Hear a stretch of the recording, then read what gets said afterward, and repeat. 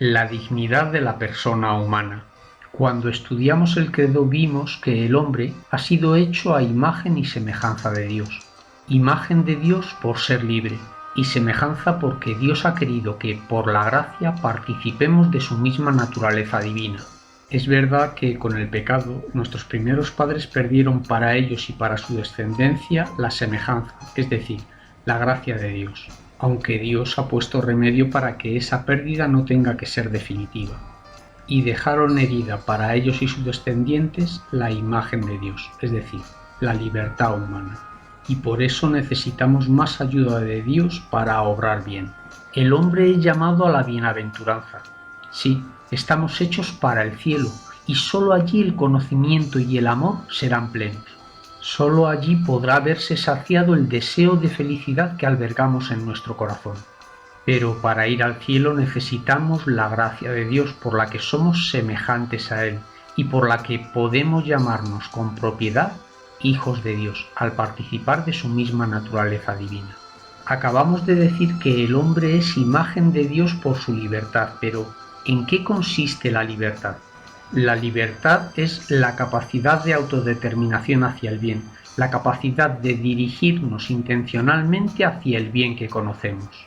La capacidad de elegir entre varias cosas es una consecuencia de la libertad, pero no se reduce a eso la libertad, pues llegaríamos al absurdo de decir que cada vez que elegimos libremente perdemos libertad, al abandonar otras opciones, y a la conclusión no menos absurda de afirmar que el inmaduro que nunca toma decisiones por temor a equivocarse es más libre que aquel que sí las toma. Pero esa libertad quedó herida por el pecado original. Por eso cometemos errores cuando juzgamos y a veces las pasiones se descontrolan porque no están plenamente sometidas a nuestra voluntad. Las pasiones, impulsos de la sensibilidad, en sí no son buenas ni malas. La alegría que experimento al percibir los frutos de un trabajo bien hecho puede ayudarme a continuar con ese trabajo, pero si esa alegría degenera en euforia, puedo acabar tomando decisiones equivocadas por imprudentes. De igual forma, la tristeza ante un error puede facilitar que sea humilde y pida perdón, pero si me dejo dominar por ella, puedo acabar en el desánimo, la melancolía, la parálisis y la desesperación. Y algo semejante sucede con otras pasiones, el miedo, la audacia, la ira, la sensualidad. Respecto a la libertad que todos tenemos, también quien se encuentra en la cárcel, exige responsabilidad. Somos responsables para bien o para mal de nuestros actos y decisiones libres. Pero vamos a analizar ahora la moralidad de los actos humanos, es decir, de los actos libres. Un acto humano será bueno cuando lo sea el objeto, el acto en sí, el fin que buscamos al realizar ese acto y las circunstancias que lo rodean. Existen actos que en sí, por su objeto, son siempre malos. El homicidio, la blasfemia, el adulterio, pero otros actos cuyo objeto es bueno, por ejemplo comprar gasolina, pueden convertirse en malos por el fin. Así sucede si compro la gasolina para incendiar una casa, aunque no llegue a incendiarla porque cuando voy a hacerlo aparece la policía. Otras veces son las circunstancias las que pueden hacer malo un acto. Por ejemplo, si escandalizo a un alumno que me ve robar aparentemente dinero de la caja de un bar porque desconoce que ese bar es de mi familia. Vamos a estudiar ahora la conciencia. La conciencia es un juicio sobre la moralidad de nuestros propios actos, pasados, presentes o futuros. El hombre prudente que escucha su conciencia puede percibir la voz de Dios que le habla a través de ella. Por eso es tan importante disponer de tiempos de silencio y de reflexión a lo largo de nuestra vida, para evitar la actividad y el ruido continuos con los que muchas personas intentan huir de la propia conciencia. Hay 3 normas generales que debe seguir la conciencia de cualquier persona. Primero, nunca es lícito hacer el mal para conseguir el bien, es decir, el fin no justifica los medios. Así, si un familiar empieza a salir con una chica que es muy superficial pero eso no le preocupa a este familiar, nunca podré recurrir a mentir diciendo «cuidado, que consume drogas», sabiendo que eso es mentira. Pues el fin bueno de evitarle un noviazgo peligroso nunca justifica una grave calumnia. La segunda norma es la regla de oro: haz a los demás lo que querrías que te hicieran a ti. Y en tercer lugar, siempre hay que vivir la caridad con todos y respetar la conciencia de los otros, aunque yerren, pero eso sí, sin llamar bien a lo que es malo, es decir, ayudando con la corrección fraterna. Por eso hay que formar bien la propia conciencia, porque a veces podemos tener conciencia errónea, equivocada en algunas cosas, y eso nos hace daño cuando actuamos.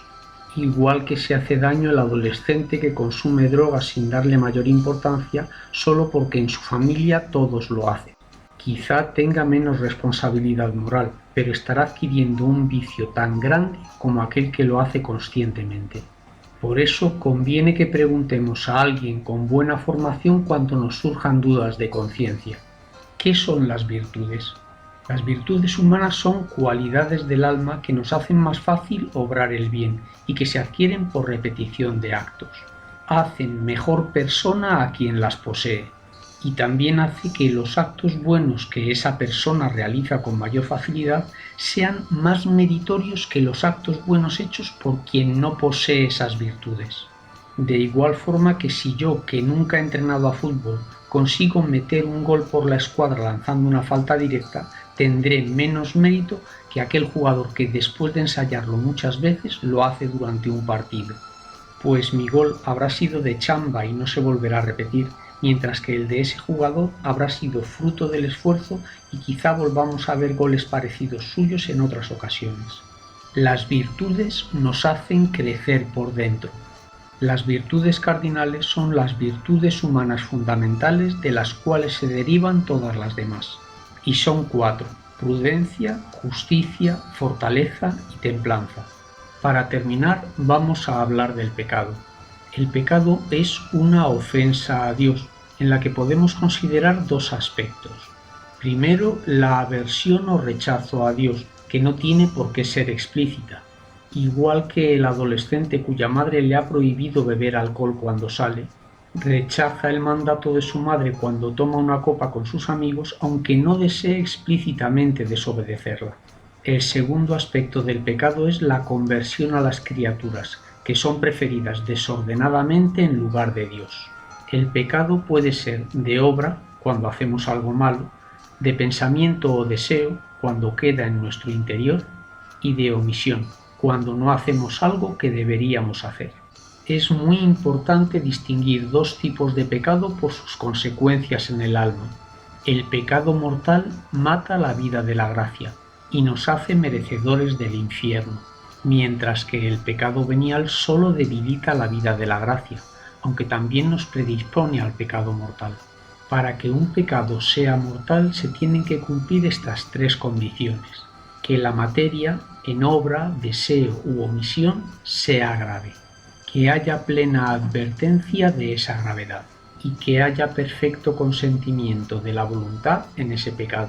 Un pecado será venial si falta alguna de las 3 condiciones para que sea mortal: que sea una materia leve o que, siendo grave, sin culpa nuestra desconozcamos su gravedad, o que, siendo grave, por nuestra lucha no consintamos plenamente ante la tentación. Como ya veremos en los sacramentos, la confesión sacramental es el único modo ordinario de obtener el perdón de los pecados mortales cometidos después del bautismo.